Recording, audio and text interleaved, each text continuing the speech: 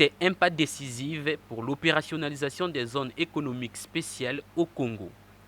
Ce samedi 20 décembre 2025 à Brazzaville, le gouvernement de la République du Congo et la société Aforest Congo ont signé une convention de développement pour la zone économique spéciale d'Oyo-Olombo.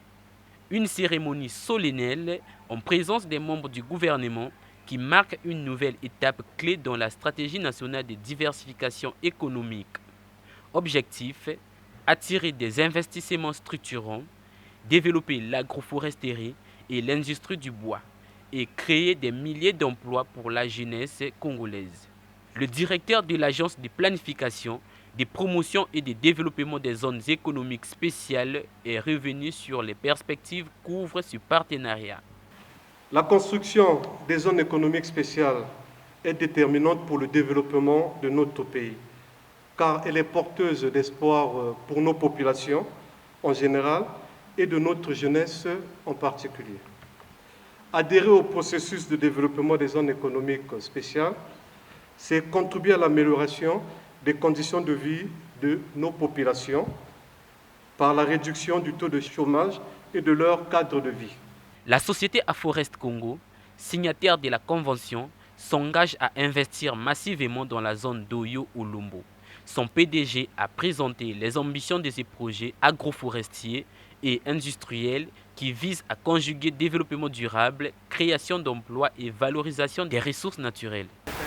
Avec notre fonds d'investissement ASC Impact et aux côtés de nombreux investisseurs européens visionnaires, nous souhaitons apporter cet héritage en Afrique, en combinant tradition, innovation et un engagement sincère en faveur de partenariats long terme. Notre vision est intergénérationnelle.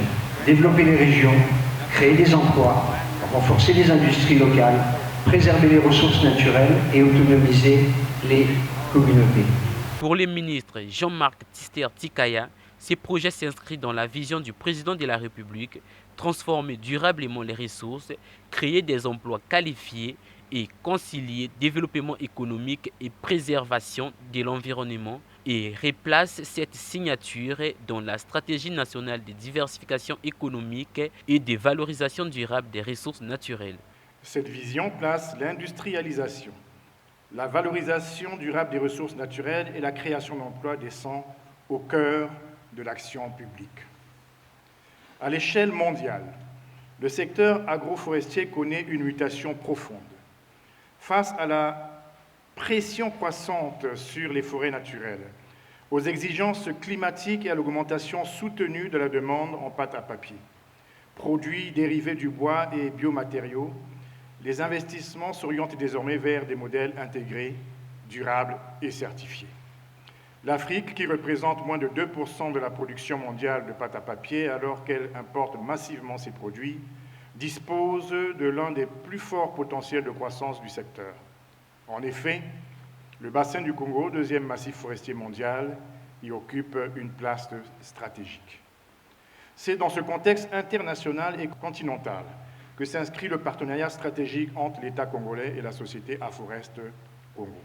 Il s'agit donc, à travers cette convention, de la création d'un parc industriel agroforestier destiné à la forestation, au reboisement, à la transformation du bois et aux activités connexes, et d'un pôle agro-industriel accueillant d'autres unités de transformation à forte valeur ajoutée. Avec un investissement estimé à 120 milliards de francs CFA et la création de plus de 6 000 emplois directs et indirects, ces projets incarnent une nouvelle ambition industrielle pour le Congo. Une ambition qui conjugue développement économique, préservation de l'environnement et progrès social.